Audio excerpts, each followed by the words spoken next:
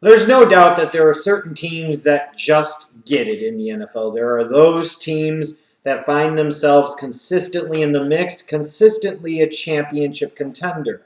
And in large part, the reason for that consistent, maintained level of success is due to that team's philosophy and ultimate success when it comes to the NFL draft. And one of the teams that stands a cut above most of the rest in this category clearly has to be the Green Bay Packers. You're talking about a team that has made it their business to build through the draft, which allows them to do a couple of things. Number one, always be in a good salary cap position, which is incredibly important in today's NFL.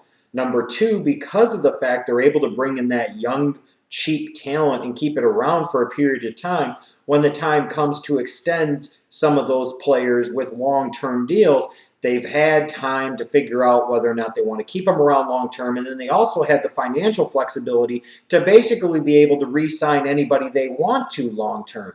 It also, again, allows them to have that younger, cheaper talent as that talent is learning the game, is getting better. So unlike a lot of teams like my Bears who try to sit there and fill their voids on their roster through free agency, getting guys on the wrong side of their prime, the Packers are finding players in their early 20s before they've even entered their prime, which is also critically important from a standpoint of team chemistry. There's not a lot of turnover on the roster from a year-in, year-out basis. So guys are growing in the system. You're building through your system. They're getting better through that system. Your chemistry is tremendous. Everybody understands their role. Just so many benefits to the way the Green Bay Packers ultimately conduct their business.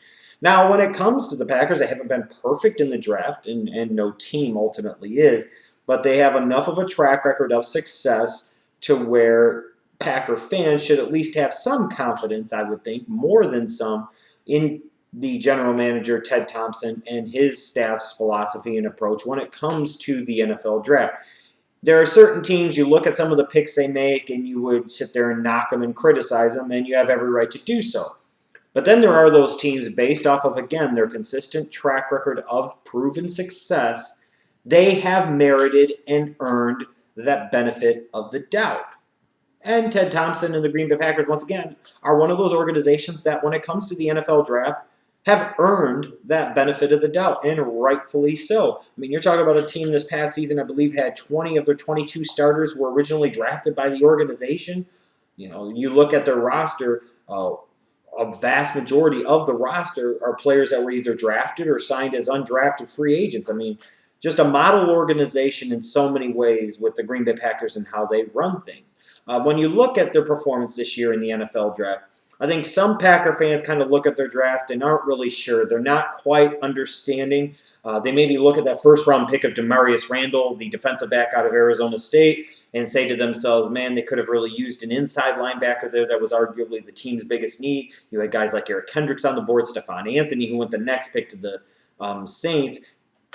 You have people sitting there and wondering, hey, you know, maybe, just maybe, that should have been the direction they went, especially since they spent a first-round pick last year on Quinten Dix. Did they basically need to double down on the safety position? And you look, they turned around again in the second round, took another defensive back. This one, Quinten Rollins, the corner from Miami of Ohio. Then they're taking a wide receiver in the third round in Ty Montgomery when you've already got both Randall Cobb and Jordy Nelson locked up to long-term deals. You've got a second-round pick from last year in Devontae Adams, who really showed some nice flashes as a rookie, and you will assume will get better. I understand on the surface why some people, some Packers fans, would not be all that pleased with this particular draft class. They might have thought they should have went in different directions. They went a little too much on the luxury side. They waited too long to address some of their biggest needs. I get that and I understand that. However, with that said, let me talk about it in this sense. You look at the selection of Damarious Randall. Here is a guy that I think could play either corner or safety at the NFL level. When you look at the way of the NFL offense now, and as a result, consequently, the way of the NFL defense now, you're running a lot more nickel-dime packages. In particular, you're running a lot more alignments with a third kind of hybrid safety. And looking at a guy like a Damarious Randall, he's a guy that you could play in nickel-dime situations. He's a guy that you can maybe play in that hybrid third safety type of role, which is becoming increasingly important at the NFL level.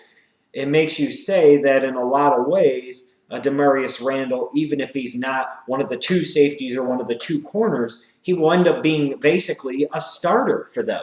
And an athletic one at that, and for my money, he was the best safety prospect in this year's draft class. I don't have a lot of qualms with the Packers' selection of Damarious Randall at the end of round 1. I understand it and I get it. Ted Thompson's philosophy, he tends to like these guys early. They have a lot of athleticism, a lot of upside, and Randall, again, certainly fits that mold. I really love that pick, though, of Quinten Rollins in round 2 from Miami of Ohio. Here's a guy that's not the fastest guy in the world, but here's a guy that definitely showed himself as an NFL starting caliber corner in his only 1 year of playing college football at Miami. 1 year. This is a former basketball player that turned into a football player, and I think turned into a pretty good one, whose upside is tremendous, and his best days to me are clearly ahead of him.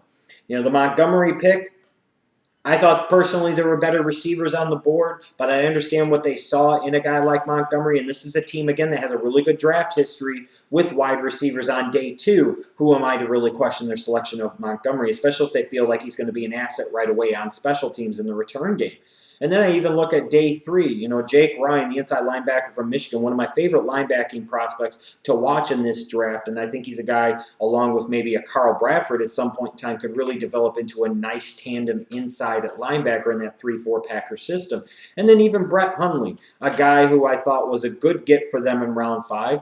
You know, when you talk about Aaron Rodgers and all the greatness of him being, to me, in my mind, the best quarterback in the National Football League, one area of concern behind him has been the lack of depth at the quarterback position. If and when Aaron Rodgers gets hurt, the Packers really struggle and they really scuffle. And one thing they used to do so well back in the Brett Favre days is they would have other guys on the roster that they would coach up, that they would develop, and then they could take those guys and turn them into other pieces, you know, whether that be a Mark Brunell or a Ty Detmer, a guy like Aaron Brooks, a guy like Matt Hasselbeck. You know, they did this for years. And it frustrates me when I see so many NFL teams really criminally ignore the quarterback position when it's the most important position not only in football, but arguably in North American professional sports. You need to put more assets there. And a guy like Hundley, you know, you have no pressure for him to play right away. You have no pressure, frankly, for him to play at all. You could sit there and coach him up. You could develop him. And he's a situation where if a Rodgers does go down for any period of time, you give Hundley a chance. Hundley plays well. You could turn him into a pick that might be much greater than a 5th-round pick in 2 or 3 years. So there are plenty of things for me to get and understand and like about this draft for the Packers. Now, in terms of their best pick, I think it was Quinten Rollins. Like I said, I think he's a starting corner at the NFL level. I think his upside is huge, and his best football is clearly ahead of him. And to be able to get him there at the tail end portion of round 2, I thought was a really good gift for them. I really think Jake Ryan could develop into a nice surprise inside at linebacker for them. We'll ultimately see if he gets an opportunity to play right away, but I think if and when he does, he'll definitely justify my thoughts here. In terms of picks that I would second guess, I maybe would second guess Randall just a little bit. I did have Stephon Anthony and Eric Kendricks both ranked as higher rated players on my board, and I also thought they filled bigger positions of need. So when you look at value and talent of player and need, all of that together, I thought the Packers could have done a little bit better than Damarious Randall in round number 1, although I'm not saying it was a terrible pick by any stretch of the imagination. Like I said, I also questioned the pick of Ty Montgomery in round number 3 because I thought it was a bit of a luxury pick. Not that that's the worst thing in the world if you think it's best player available. I just don't think Ty Montgomery was one of the top 95 or 100 players in this draft. And he most certainly wasn't the best wide receiver on the board at this particular point in time, especially if you're looking for some impact in the return game. You know, I sit there and I say to myself, they could have done a little bit better, or maybe Montgomery would have been there a round later for them. But overall, this was a typical type of Packers draft to me in a lot of ways. What will probably happen is one of their first 2 picks will probably end up being a big bust, but the other one will end up being a stud. then two of the guys that they took between rounds 3 to 6 wound up being really key, valuable players for them, and the beat will keep on rolling for the Green Bay Packers. I probably would give them a grade of like C+ for this draft. It's not going to be the sexiest draft, but it'll probably be another productive one for the Packers.